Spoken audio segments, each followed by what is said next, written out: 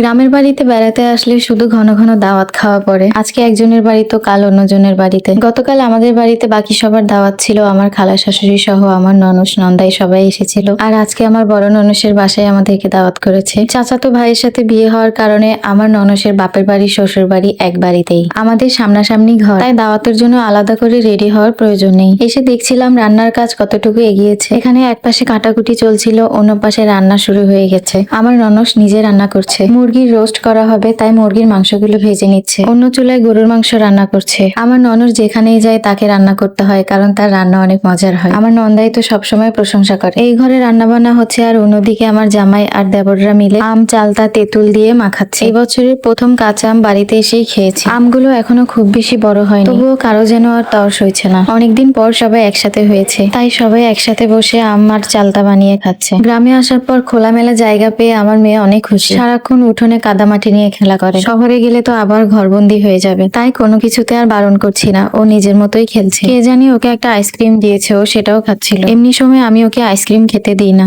আজকে হাতে পেয়ে গেছে তাই আর ছাড়ছে না। এইদিকে পেঁপে, আম এগুলো কাটা হচ্ছিল, অন্যদিকে আমি গিয়ে দেখলাম রান্নার কাজ কতটুকু এগিয়েছে। আমার ননসের শাশুড়ি মানে আমার চাচি শাশুড়ি, উনি সালাদ কাটছিলেন। করল্লা কুচি করে রেখেছে, এটা ভাজি করা হবে। ততক্ষণে মুরগিগুলো ভাজা হয়ে গিয়েছে, এখন রোস্ট রান্না হচ্ছে। গরুর মাংসটা এখনো চুলায় আছে। তারপর আবার উঠানে চলে আসলাম, এখানে চালতাগুলো কুচি করে নিচ্ছে। আম আর পেঁপেগুলো কুচি করা হয়ে গিয়েছে। তারপর সব একসাথে একটি বলে নিয়ে নিয়েছে। তারপর আবার টমেটো কতগুলো কুচি করে দিয়ে দিল। তারপর শুকনা মরিচ ভেজে নিয়ে এসেছে। আমার নন্দাই মরিচগুলো ডলে নিচ্ছিল। তারপর আবার তেঁতুল দিয়ে দিল, আবার একটু পরে দিয়ে দিল সরিষার তেল। আমার শ্বশুর বাড়িতে আমরা যখন সবাই একসাথে এরকম কিছু বানিয়ে খেতে চাই, তখন কোনো ঘর থেকে তেঁতুল দেয়, কোনো ঘর থেকে চিনি দেয়, কোনো ঘর থেকে তেল দেয়। তারপর সবাই মিলে বানিয়ে একসাথে সবাই খায়, অনেক মজা হয়। তারপর আমার নন্দাই সবকিছু একসাথে খুব ভালোভাবে মাখিয়ে নিল। ছোট বড় সবাই তো বাটি পিরিচ নিয়ে হাজির, সবাইকে বাটিতে বাটিতে দিয়ে দিল। খেতে কিন্তু খুবই মজা হয়েছে। বাড়ির ছোট বড় সবাই একটু হলেও খেয়েছে। গ্রাম থেকে যখন শহরে চলে যাব, এইসব দিনগুলো অনেক মনে পড়বে। এগুলো খাওয়া শেষে আমি আবার রান্নাঘরে গেলাম। আমার ননস তখন পোলাও রান্না করছিল, অন্য চুলায় করলা ভাজিটা করছিল। রান্না বান্না শেষে সবাই খেতে বসে গিয়েছে। পুরুষরা আগে খেয়ে নিবে, তারপর আমরা মেয়েরা খাবো। আমার জামাই এখানে দই আর মিষ্টি দিয়ে ভাত খাচ্ছিল। এখানে যে কোনো জায়গায় দাওয়াতে গেলে দই মিষ্টি অবশ্যই দেয়। যত পদই রান্না হোক না কেন,